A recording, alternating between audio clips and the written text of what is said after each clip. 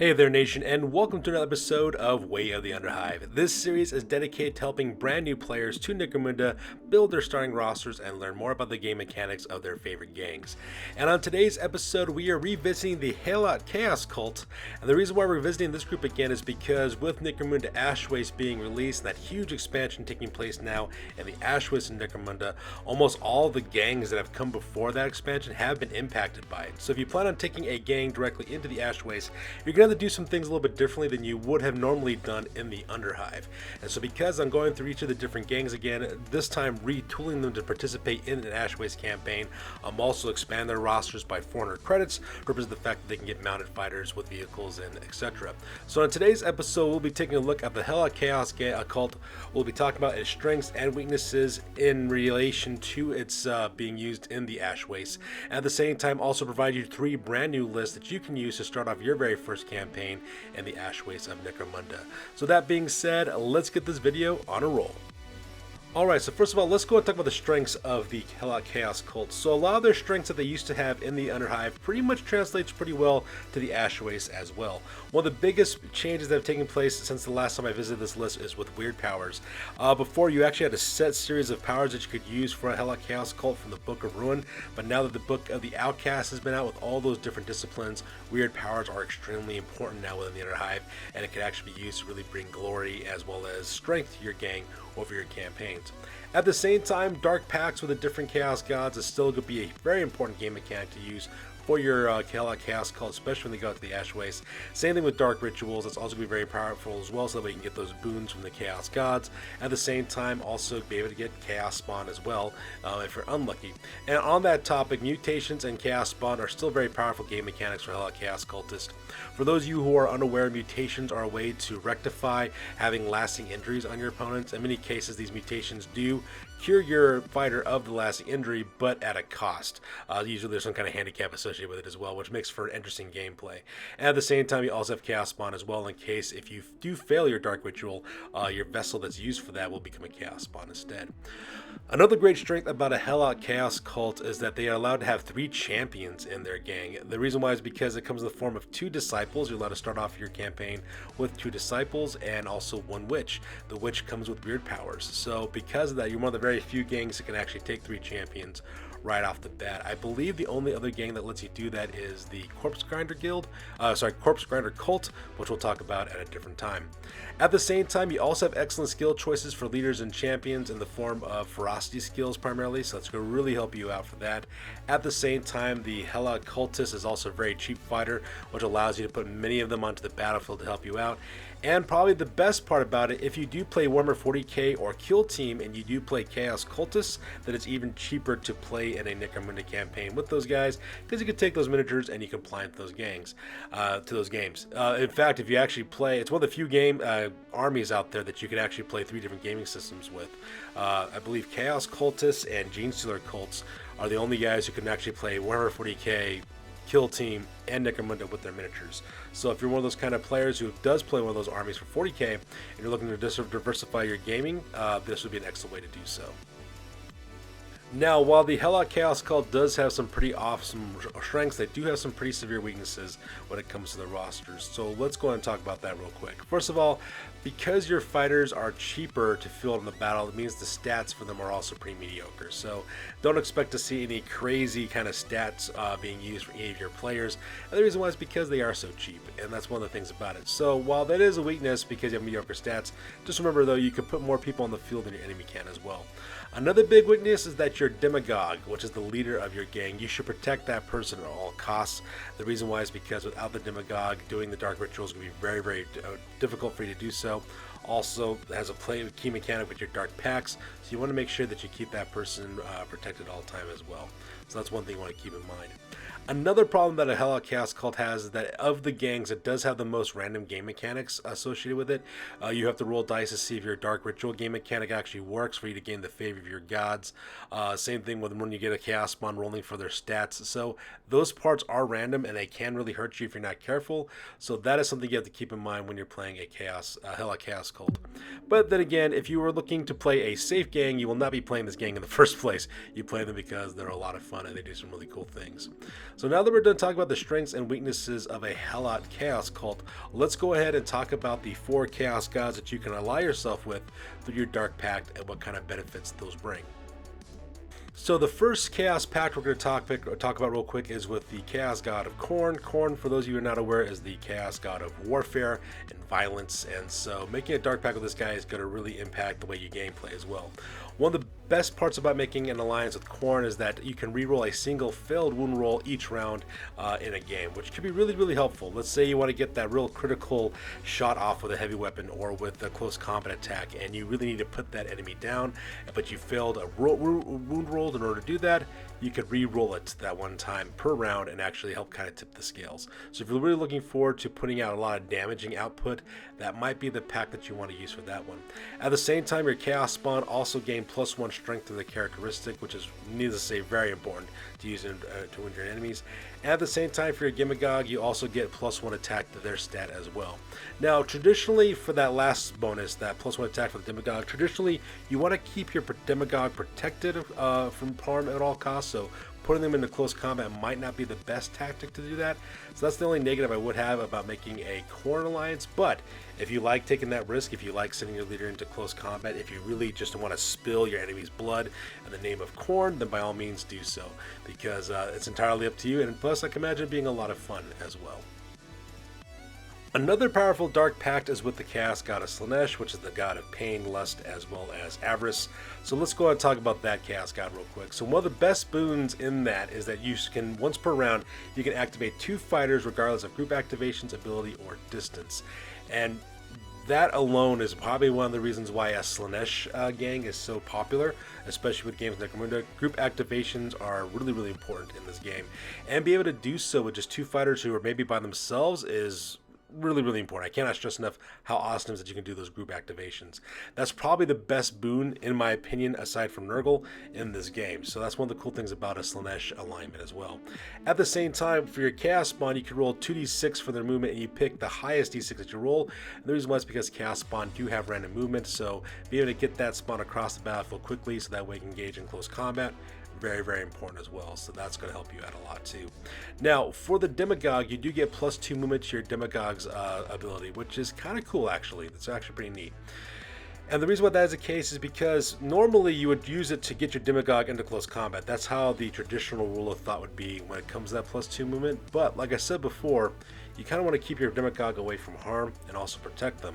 So having that 2+ movement could keep them away from enemies. At the same time, it could also help your Demagogue become more maneuverable to land long-range shots.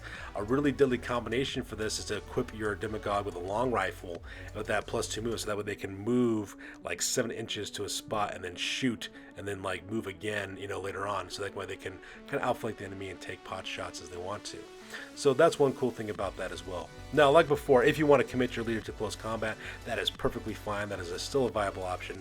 And having that +2 movement is really going to help this fighter get into close combat easier as well. Now, once again, we have the Chaos God of Nurgle. There's the Chaos God of Plagues and Diseases. And in my opinion, this is probably the best, one of the best, if not the best, Dark Pact to make. And the reason why that is the case is because of the boons they provide. So one of the first ones is that you can reroll a single recovery roll for each end phase. That is extremely important. Let's say you have a fighter who has been severely injured or gone out of action, if that's actually the worst one. You can re-roll it, and that way you can keep that fighter around a little bit longer. Having fighters staying on the battlefield is extremely important, especially if you got a fighter who's got serious injury. You're trying to get a flush wound so they can get back up and start, doing some fighting and stuff. It can be really, really important for your gang. At the same time, any Chaos Spawn that you have also have +1 to their toughness characteristics, which is great. It's going to keep your Chaos Spawn longer in the fight, longer in the battle, so that way it can cause some more damage. And probably one of the coolest things about a Nurgle pack is you get +1 wound from your Demagogue. Like I said, keeping your Demagogue alive is extremely important, so that +1 to their wound characteristics give them 3 wounds. The only other gangs that have 3 wound leaders are the Orlocks as well as the Ironhead Squat Prospectors. So having that's going to be extremely important for your gang, especially since keeping your Demagogue alive is so important for your gang. So needless to say, like I said, Nurgle is one of the best, if not the best, pack you can actually make with your gang in games of Necromunda. And then finally we have Snitch. The Lord Snitch is the chaos god of magic as well as fate and chance. So let's talk about the abilities you get when making an alliance with this one. So once per round, a fighter may ignore all negative modifiers when shooting. So once again, another very powerful boon to have for your gang, especially if you're operating like a heavy weapon. For example, if you're operating heavy stubbers or grenade launchers, or if you're operating a heavy weapon on your vehicle in the ash waste, having that negative modifier being completely removed, super important, especially like if you're fighting in the ash waste, because you have so many environmental effects now that's going to interfere with longer range shots. You could just be like, I don't care, I'm going to take my mining laser and fire at a super long distance because none of it matters, I just go off of my base. And that's once per round, but you could do that up to 6 times in a battle. Very, very powerful ability right there as well. At the same time, any chaos spawn that you also have a 4-up save, which is really cool, keeping your chaos spawns alive. But perhaps the most powerful thing that actually comes from his Nietzsche Dark Pact is your Demagogue becomes a Psyker with a random power. Now before, when you were just sticking around the Underhive, it was kind of like a meh ability because psychic powers weren't all that great. But now that Book of the Outcast came out, it brought out all those different disciplines. It could actually be pretty powerful for your leader. Telepathy would be a good choice to use with your Demagogue because the telepathy tree is actually pretty good. Also, Technomancy could also work. Biomancy could also work really well for this as well. Same thing with Pyromancy. If you want to use that, you can get some pretty powerful close combat abilities with that. And, you know, Nietzsche loves fire, so that could work out too. So when it comes to your guys' Dark Packs, it's up to you which one you want to use. All of them have really good abilities and really good boons for your gang. My suggestion to you is to basically kind of reflect upon your preferred gaming style. Do you like to be more cautious? Do you like to do longer range shooting? Do you like to do closer combat? Is having your fighter sticking around a lot more longer more important to you? And once you got that question answered, then you can choose your Dark Pact accordingly. Now the nice thing about a gang like a Helot Chaos gang is that you're not necessarily stuck with one god once you pick it, because you can change it any single time you do a dark ritual. So let's say you don't like one boon, you want to go with a different one, that's perfectly fine. Just realize that when you do the dark ritual, when you do that, there is some penalties to doing that, so keep that in mind before then. But it's not devastating if you decide to choose a different pact. After all, the chaos gods are fickle, and so should you. Throw your loyalties where you think they will lie best. Alright, so now that we're done talking about the different pacts that you can make with the Chaos Gods as well as their strengths and weaknesses, let's go ahead and talk about the different fighters that you have available to your gang. So the first fighter we're going to talk about real quick is the Cult Demagogue. Now the Cult Demagogue is the leader of your gang. This fighter costs 100 credits. For their stats, they have a 5-inch movement, 3+ for weapon skill and ballista skill. They have 3 strength and toughness, 2 wounds, 3+ initiative. They also have 2 attacks. They have 6 leadership, 5 cool, 6 willpower, as well as 7 intelligence. Now the nice thing about these guys, they have a couple of special rules attached to them. They have one's called Devotion. That says while this fighter is standing, all fighters from their gang who are within 9 inches and line of sight of them can use this fighter's will and cool and willpower characteristic instead of their own when making checks. Very, very powerful ability because it'll keep your guys longer in case someone gets shot or something, or if they need to take cool tests. But probably one of the best parts though is that the Demagogue has a 6+ willpower check. So if you're fighting against a gang like, for example, the Corpse Grinder cults, that 6+ willpower is going to make it easier for you guys to actually engage those enemies as well. At the same time, this guy is also near to insanity, which means that he never becomes subject to the insanity condition. Now when it comes to the Cult Demagogue skill, for their primaries, they have Cunning as well as Ferocity and Leadership. Ferocity is a really good one to use, so that way if you're getting shot at, you can escape pinning, that sort of thing. Also keep on going forward, attack your enemy. Cunning is also kind of nice as well because you use Infiltrate and Overwatch or to interrupt enemy activations. So it's really, really cool the way you can kind of get these guys out. Now, in my opinion, when it comes to your Cult Demagogue, you want to use these guys for primarily 2 things, mainly for range combat and leadership support. And the reason why that is the case is because you want to keep your Demagogue out of harm's way more often than not. Of course, if you decide to go with a Dark Pact with Khorne, then by all means ignore that rule, send him into combat and see what happens. I sometimes feel that Overseer is probably the best ability to use on this character for support, probably followed by Commanding Presence. And the reason why is because you could have your disciples carry some very powerful weapons, and you can spam that Overseer ability to have those guys with the heavier weapons shoot twice, which would be really cool as well. I also say that Commanding Presence is also a good one to use for this skill, and the reason why is because Helot Chaos Cult gangs tend to be quite large, kind of like Cotter gangs, so be able to do larger group activations is always a good thing, especially when you have a gang that has high numbers as well. Also, get a Chaos Familiar for this fighter as soon as possible, if not right off the bat. And the reason why is because the Chaos Familiar is going to help this guy survive longer in the game as well. And we'll talk about those Chaos Familiars a little more in detail here in a little bit when we go down later onto the lists. But this is my opinion of the Cult Demagogue. Alright, so for your very first set of champions, you have your Cult Disciple. You're allowed to have 2 of these people in your gang. They cost 60 credits apiece. They have a 5-inch movement characteristic, 4+ for weapon skill, 3+ for ballista skill. They have 3 strength and toughness, 2 wounds, 4+ for initiative. They have 1 attack, 7+ for leadership, 6+ for cool, 8+ for willpower, and 8+ for intelligence. And just like their Cult Demagogue counterparts, they're also inured to insanity as well, which is really helpful there. Now, when it comes to their starting skills for the Cult Disciple, their primary skills are in cunning as well as ferocity, while their secondaries are in combat as well as in leadership and savant. Probably the best one's going to work for you guys on this one is a cunning or ferocity. The reason why that is the case is because you want to equip these guys with your special and heavy weapons for your gang. Their 4+ weapon skill, yeah, they're kind of average at close combat, but that 3+ ballista skill is really going to make them good at shooting, especially heavy weapons and special weapons as well. And that's the reason why there's 2 skills you primarily want to attach to your Cult Disciple. If you decide to go with the cunning skill, I would suggest using Overwatch, because Overwatch allows you to fire your weapon before your enemy gets to make an activation. So if you want to interrupt an enemy's activation, perfect way to do so. I cannot stress how cool it is to equip your champion with a grenade launcher and have it interrupt your opponent's activation with a frag grenade, and making guys pinned right off the bat. It's the best thing in the world. Your opponent may hate you, but that's okay. Drink their tears, because the Chaos Gods would approve. Another good one is, of course, Nerves of Steel, and the reason why is because of your disciples carrying the special and heavy weapons. They're automatically become targeted by your opponent, because your opponent's going to want to take out the guy with the best weapon. It's just common sense. So if your disciple does get hit but doesn't get wounded, so they get pinned, all you gotta do is take a cool test and you can escape pinning automatically, which is absolutely fantastic. And with a cool characteristic of 6, that is extremely doable for your disciples. So depending on how you want to kit them out, I would suggest, if you decide to go with a grenade launcher operating a disciple, go with the Overwatch, but for everybody else, use Nerve of Steel. And at the same time, this is not so important, but I would suggest getting a Chaos Familiar for your Cult Disciples when the time comes, just for that extra protection. And like I said before, we'll talk about why Chaos Familiars pop up so often on this list here in a little bit. Alright, so let's go and talk about the Cult Witch. Now, the Cult Witch is cost 70 credits. Their stats are 5-inch movement, they have 5+ weapon skill and ballista skill, they have 3 strength and toughness, 2 wounds, they have 4 initiative, 1 attack. They have 8 leadership, 7 cool, 6 willpower, as well as 6 intelligence.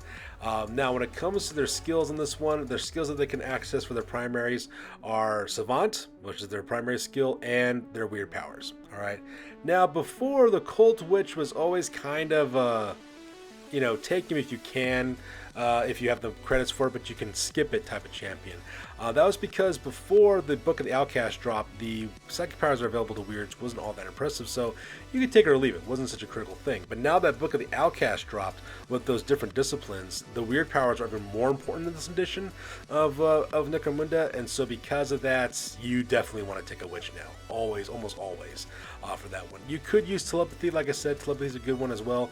The Cult Weird Powers of the Chaos is decent. I mean, it's okay. My suggestion to you from that one would be Warp Strength and Dark Shield are probably going to be the most important ones for you to use, but you can use anything, pretty much anything else you want to, depending on your play style. So I would suggest, just kind of playing around with that and see what you want to do.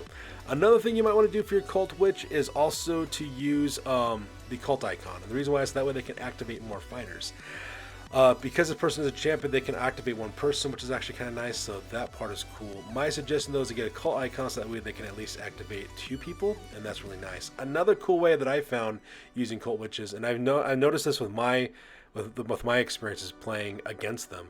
A lot of my friends, Odeth, he actually pairs his Cult Witch with his Chaos Spawns, is what he actually does. That way he can use the psychic abilities to support his Chaos Spawns, and use his Chaos Spawns to attack stuff, and the Cult Witch kind of hangs out with them to kind of like guide them. And it's been a pretty powerful combination. If you guys ever watched our battle reports, you could have actually seen that, and that's actually a pretty cool pairing on that one as well. Now, an absolute must for your Cult Witch, in my opinion, is to get Chaos Familiars for psychic powers. The Chaos Familiars really help out because they're going to allow you to do rerolls for your willpower test to make sure you get your psychic powers off. Very important for that one. They also provide additional protection for your fighters as well. Definitely get 2 Chaos Familiars for your Cult Witch. That way they got 2 rolls to help them out, 2 sets of protections to help them out, and makes them very, very powerful that way as well. And like I said, I'll talk a little bit more detail about the Chaos Familiar later on in this on the slides.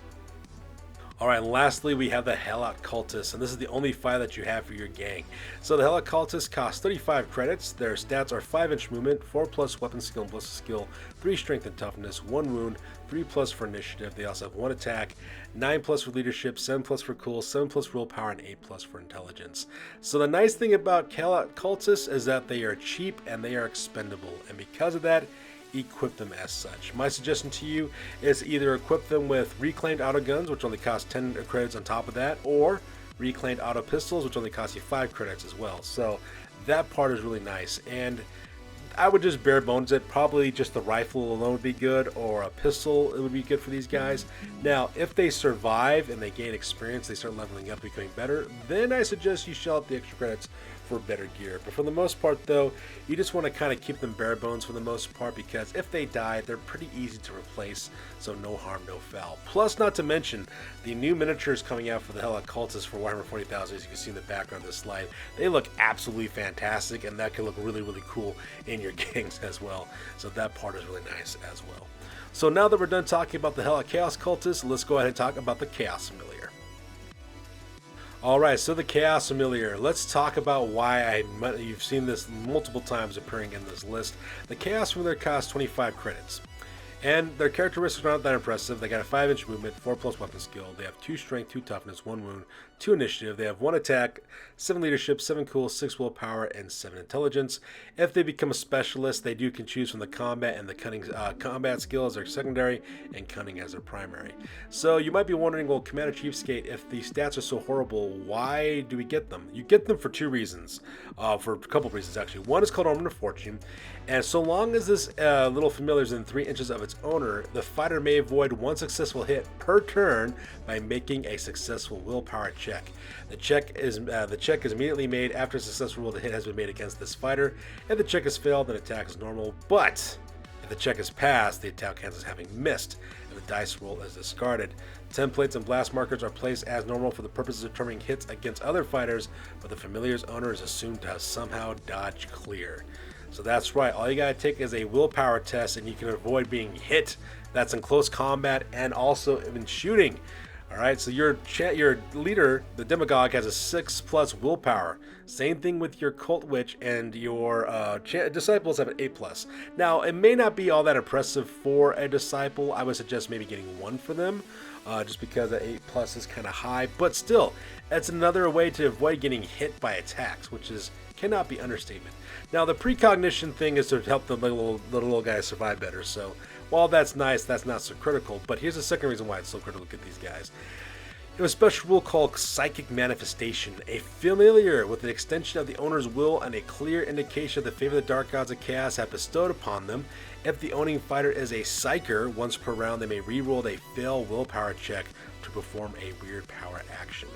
So that's the other reason why the Chaos Familiar is so awesome. You put this with your witches, give them 2, they can reroll twice in order to get their psychic powers off. Super, super important for your psychics to get that off, and that's all kinds of awesome. Plus, they also provide that additional protection for Omen of Fortune. At 25 credits, you cannot beat that. I don't care who you are. You can actually substitute armor and get this instead and still be okay. So, Chaos Familiar is super critical. One of the nice things about a Chaos Cultist gang, and I say get as many as you can for your gang as soon as possible. Now, the last thing we're going to talk about real quick are your Chaos Spawns. Now, traditionally speaking, Chaos Spawns, you cannot get them at the beginning of a game, alright? You're not allowed to purchase them. You can do so if you're doing like a one-shot skirmish type game, but for the most part, though, they're totally unavailable to you. So let's talk about Chaos Spawns. Chaos Spawns are interesting because they all come with D6 random movement, all of them do, but their stats are actually random. When you actually get one, the only way you can get these is if you fail the Dark Ritual test, and the fighter that you choose to be the vessel of Dark Ritual becomes a Chaos Spawn, and once that happens, you have to roll a D6 to see exactly what stats they get. If you roll a 1, they have a 5 weapon skill, 3 strength, 4 toughness, 1 wound, 5 initiative, 1 attack. If you roll a 2 to a 5, which is the most average roll, they have a 4+ weapon skill, 4 strength, and 5 toughness. They have 2 wounds, 4 initiative, and 2 attacks. And then finally, if you roll a 6, they have a 3+ weapon skill, 5 strength, 6 toughness, 3 wounds, 3 initiative, and 3 attacks. So depending on what you roll, it's completely random, all right, because you can't choose it. The only way their stats can be really improved is based on whatever chaos god you choose. For example, if you go with Nurgle, you get +1 to your toughness, so your fighters become toughness 5, 6, or 7 depending on which one you roll. That's for example. So that's the thing you got to keep in mind when it comes to Chaos Spawn. They're completely random that way. Now, the only way to use Chaos Spawn, quite literally, is to use them as bullet magnets. They're big, they're nasty, they're going to draw a lot of fire from enemies and use them as such. Because if you lose them, no biggie, all right, they die. No biggie, because what ends up happening is if they go out of action, what ends up happening is that they just basically ignore the mindless beast skills and ends up happening. What ends up happening is that they, at the end of the game, you're supposed to roll to see if you can control these things or whether they escape. But if they go out of action, they automatically pass that test, so no harm, no foul. So put them in harm's way. Who cares? You can always get more Chaos Spawn, right? And treat them as such as well. And by the way, these are cursed cultist tournament miniatures that are coming out from Warhammer 40k. They would be perfect for Necromunda. I'm just saying, they look really all kinds of awesome. Alright, so now that we're done talking about all the fighters, let's go ahead and get down the nitty gritty with our 3 lists that we would suggest that you could use in your Ash Waste campaign. The first one is called the Snitch Arcane Gunners list, is what I call it. It costs 1,400 credits for your gang.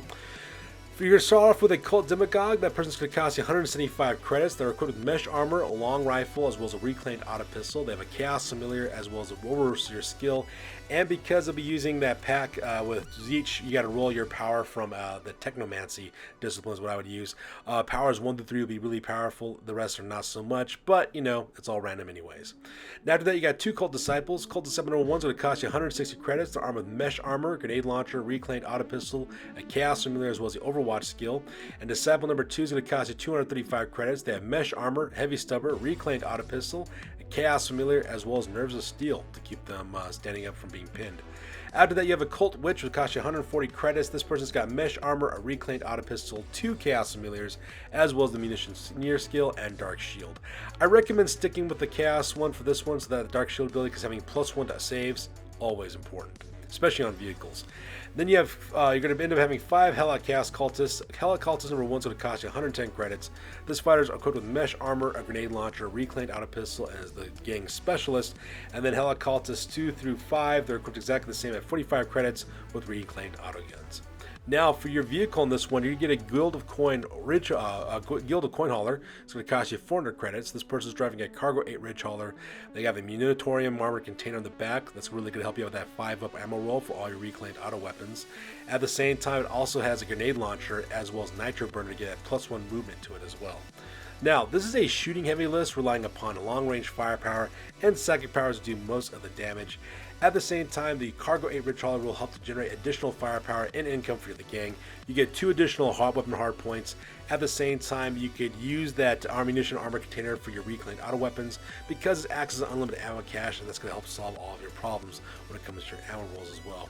Now, this gang consists of 2 fire teams, 1 support fire team and 1 assault fire team. Your support fire team consists of your Demagogue, Disciple number 2, and your Guild of Coin Hauler. This fire team spans the Overseer ability to make Disciple 2 or the Guild of Coin Hauler to fire their gear weapons twice per activation. And your assault fire team consists of Disciple number 1, your Cult Witch, as well as Cultists 1 through 5. This fire team can fight dismounted or mounted on the vehicle. Their job is to flank the enemy and assault through, and as the campaign develops, get better weapons can be purchased, and they will operate their Cargo 8 Ridge Hauler's weapons as well. So once you get more credit, start putting those heavier weapons on the Munitorium container. Get better weapons from the black market or from the trading post, whatever one works for you.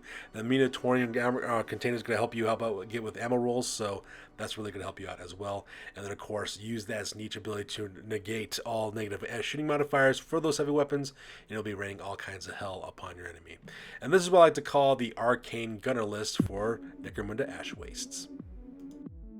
Now, the next list is what I like to call the Slamesh / Korn Doom Rider list. It's going to cost you 1,400 credits. Now, I know it's anathema to actually pair Slamesh and Khorne together, but they both relatively operate the same way, just getting close and kill your enemy as quickly as possible, so this one works for either one of those.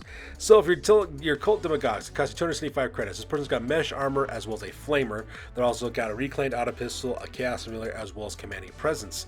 You also have 2 Cult Disciples, both equipped exactly the same at 210 credits. They both have mesh armor, both have flamers, both have reclaimed Autopistols, and both have nerves of steel. Now your Cult Witch is going to cost you 105 credits. This person's got mesh armor, a reclaimed Autopistol, 2 chaos familiars, and a fixer skill.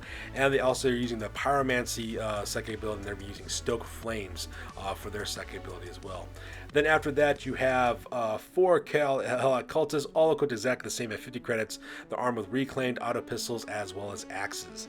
Now for your vehicle on this one, you're using a Guild of Coin Hauler. It's going to cost you 400 credits for that guy. He's driving a Cargo 8 Ridge Hauler with a Promethean tank. It's also equipped with a grenade launcher, nitro burner, so that way you get 1 additional inch movement, and tire claws in order to give you that +1 handling.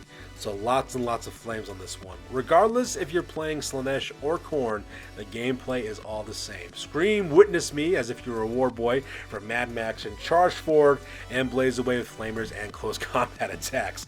Throw caution to the wind as you ram enemy vehicles and let loose with flaming attacks. Flaming attacks is the way you're going to be doing it with these guys, using flamers to set dudes on fire, chopping them with axes, shooting with auto guns. It's going to be all kinds of awesome for this group. Now, when it comes to this, when you guys are doing this, the reason why that is the case is because your Helot Chaos Cults will be boarding your enemy vehicles and engaging in close combat. Not to mention, the Cargo 8 Ridge Hauler Promethean tank will help you to generate income, because you get D6 times 10 credits at the end of every scenario if you survive. Plus, it helps with the scarcity traits of the flamers on your vehicle as well. Alright, and the best part about it, if the hauler gets hit by an enemy attack, it also causes a 5-inch blast template to hit your enemies. So it's like a dual purpose win at this point. So that's the nice thing about that. Now the Cargo 8 Ridge Hauler will also help you generate additional D3 times 10 credits on top of the D6 times 10 credits for the Promethean tank on top of it. And we'll combine with your Cult Witch's fixture skill, that's another D3 times 10 credits as well. So you'll be breaking up the coins and ranking up the credits to help support your gang at the same time to get you better weapons, more fighters, all kinds of stuff. So this one deals a lot with fire, and that's why I call it the Doom Rider list, because of the Slanesh special character Doom Rider and because of Ghost Rider and all that kind of stuff. So yeah, so if you're into flaming and setting things on fire and getting up close and personal, this would be the list for you in the Ash Wastes. Now this last list is not necessarily a Helot Chaos Cult gang per se, but it is a Chaos gang nonetheless, and that's why I'm including in this list. I call it the Nurgle Corrupted Corpse Guild Outcast Gang. This costs you 1,400 credits, and it is an outcast gang using the Corpse Grinder Guild delegation in order to do that. And for those of you guys who ever watched our series Into the Bad Zones, my buddy Darklord Mac played one of these gangs, and it was exceptionally deadly. So let's go and talk about this gang real quick. So first of all, you have a Pale Consort. She's cost you 160 credits. She's a weird archetype. She's equipped with mesh armor, last pistol, fighting knife, metaskull, a respirator. She's got the fearsome as well as overseer skills, and she's going to practice the biomancy discipline Stop Bleeding, so that way she can take flesh wounds off her fighters. After that, you have a Bone Scrimmer. It's going to be one of your champions. It's going to cost you 260 credits. This fighter is a Gunslinger archetype with mesh armor. He's going to be equipped with a web gun for strength 5 attacks, template attacks, because he's got a horrible ballistic skill. He's also got a Slow Knife, a Gun Skull, Respirator, Cult Icon for larger group activations. He's also got the Fearsome skill and the Fast Shot ability, so that he can fire twice with that web gun. After that, you have an Outcast Champion. It costs you 185 credits. This person's a Gunslinger archetype with mesh armor. They're also armed with plasma gun and a stub gun with dum-dum rounds, and they also have the Fast Shot ability as well, so that they can fire twice with that plasma gun. After that, you have 2 Corpse Grinders, which cost you 135 credits apiece, armed with flak armor, chain glaives, and they have Crushing Blow skills. And then after that, you have 2 Hive Scum number 1 and 2, equipped exactly the same at 45 credits, armed with blast guns, and then Hive Scum number 3, armed with a stub gun for 35 credits. Now, you're also going to get a Guild of Coin Hauler for 400 credits. This person's going to drive a Cargo 8 Ridge Hauler with a Promethean tank on the back. They also have a grenade launcher as well as nitro burners for +1 movement and tire claws for +1 handling. This is a very shooting heavy outcast gang using Nurgle to protect them. They'll be able to reroll injuries. They get +1 additional to their wounds as well. Any chaos spawns will also have +1 to their toughness. And so because of that, Cargo 8 Ridge Hauler is really going to help out with the scarcity trait for those special weapons for this gang, and also helps this gang to add additional income as well, getting gain D6 times 10 credits if the vehicle survives without being wrecked. Now, it consists of 2 fire teams. You got 1 support fire team and 1 assault fire team. Your support fire team consists of your Outcast Champion, your Guild of Coin Hauler, Hive Scum 1 and 2. The Outcast Champion uses the fast shot ability to fire their plasma gun twice. Meanwhile, the Guild of Coin Hauler operates the Cargo 8 Ridge Hauler's grenade launcher to lay suppressive fire, and Hive Scum 1 and 2 provide overwatching fire with their last guns. I suggest getting telescopic sights for those guys as soon as possible to help them land hits.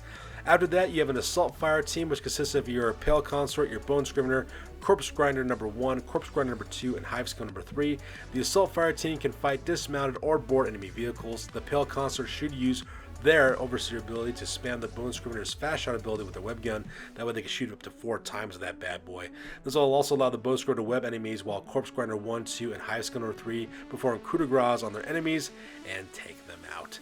And this is what I like to call the Nurgle Corrupted Corpse Guild Outcast game. Extremely destructive, very, very deadly, and highly suggest you use it in your Ash Waste campaigns. So there you guys have it. In conclusion, the Helot Chaos gang is an amazing gang with lots of amazing options really added to it. And it's also really exciting to see exactly what players come up with, especially in the Ash Waste, because now we're entering a whole new environment with all new stuff. It'd be really cool to see exactly what people come up with as well. I would also love to see my Doom Rider Celestialist in action. I am kind of partial to that one because of all the flamers, but that's just me personally. Whatever you guys come up with, I'm sure it'll be just epic out there as well. So get out there, earn glory for the Chaos Gods, and set the Ash Waste ablaze and dedicate it to whatever Chaos God that you wish. So that's good news for this, you guys. As always, please feel free to like, comment, and or subscribe. Your guys' input is invaluable to us as always. Also check us out on Facebook, Instagram, and blogger.com for all the latest greatest hobby news related to this channel. That's good for this week, guys. We'll catch you guys next one. Peace out and stay classy.